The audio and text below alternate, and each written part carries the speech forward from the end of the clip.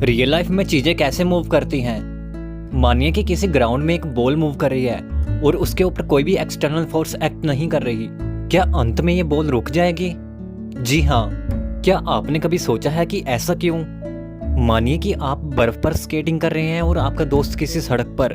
आप दोनों में से स्मूथली मूव कौन करेगा? डेफिनेटली आप। जब आप अपने हाथ में बोतल पकड़ते हैं तब ये स्लिप होकर गिर क्यों नहीं जाती?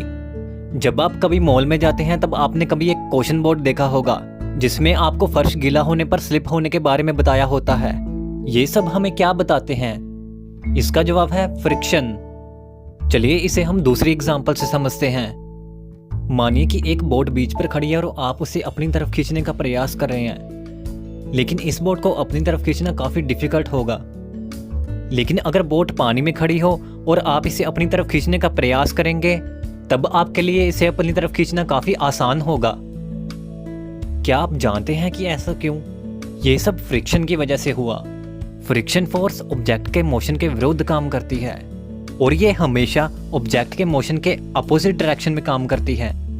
फ्रिक्शन का अमाउंट ऑब्जेक्ट के टेक्सचर और जिस सरफेस पर उस ऑब्जेक्ट को मूव किया जा रहा है उसके ऊपर डिपेंड करती है। रफ टेक्सचर या सरफेस स्मूदर टेक्सचर या सरफेस के मुकाबले ज्यादा फ्रिक्शन प्रोड्यूस करता है।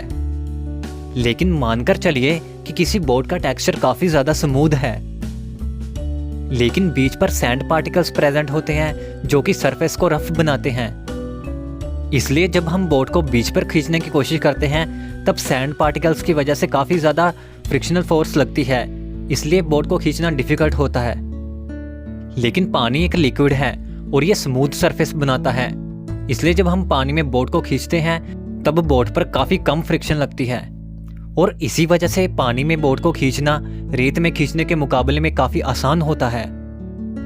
मूव करती हुई बॉल एक टाइम बाद रेस्ट पे आ जाती है, इसका कारण है फ्रिक्शन।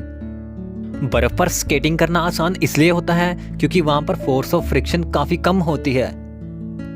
बोतल हाथ से स्लिप इसलिए नहीं करती क्योंकि आपके हाथ में और बोतल के बीच में जो फोर्स ऑफ फ्रिक्शन है वो उसे स्लिप होने नहीं देती। अगर फ्लोर गीला होगा तो फ्लोर की फ्रिक्शन कम हो जाएगी और काफी चांस होगा कि आप स्लिप होकर गिर सकते हैं।